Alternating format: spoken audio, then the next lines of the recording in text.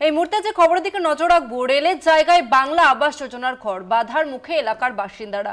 রেলের অনুমতি ছাড়াই আবাসের বাড়ি তৈরির অভিযোগ উঠে আসছে।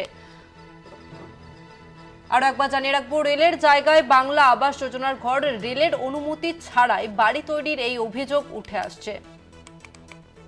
বাধার মুখে পড়েছেন এলাকার বাসিন্দারা। রেলের জায়গাতে বাড়ি তৈরির অভিযোগ উঠে আসছে, আবাস যোজনার ঘর উঠে আসছে রেলের জায়গাতে। রেলের অনুমতি ছাড়াই এই বাড়ি তৈরি করা হচ্ছে বলে এমনটাই জানা যাচ্ছে এবং বাধার মুখে পড়েছেন স্থানীয় বাসিন্দারা।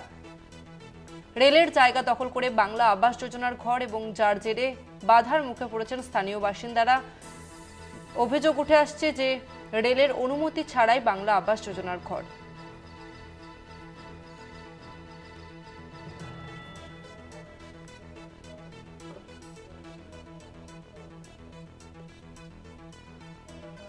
এই মুহূর্তে আমাদের সঙ্গে ফোন লাইনে রয়েছে প্রতিনিধি অজয় শাহ। অজয়, রেলের অনুমতি ছাড়াই কেন বাংলা আবাস যোজনার ঘর তৈরি হলো, এ নিয়ে কি জানা যাচ্ছে?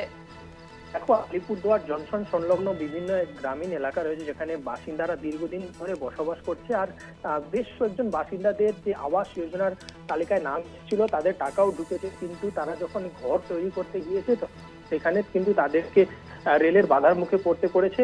রেলের আধিকারিক ও কর্মীরা সেখানে গিয়ে তাদের কাজ আটকে দিয়েছে।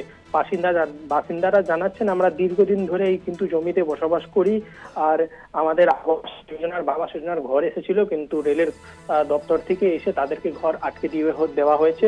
আর রেলের যে আধিকারিক রয়েছেন তারাও জানাচ্ছেন যে তারা যে ঘর তৈরি করছে রেলের কোনো অনুমতি নেয়নি, রেলের অনুমতি ছাড়াই তারা ঘর তৈরি করছিল, সেই জন্য তাদেরকে ঘর তৈরি করার কাজ বন্ধ করে দেওয়া হয়েছে আর তাদেরকে সতর্ক করা হয়েছে।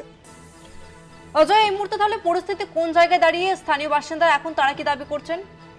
এখন বাসিন্দারা খুবই চিন্তিত রয়েছেন। তারা এখন তাদের যে টাকাগুলো এসেছে তার টাকাটা কি হবে, আর সেখান থেকে তারা কিন্তু অনেক টাকা খরচা করে অর্ধেক ঘরও তৈরি করে ফেলেছিল, কিন্তু রেলের তরফে যে ঘর তৈরির কাজ আটকে দেওয়ার ফলে তারা দুশ্চিন্তায় পড়েছে।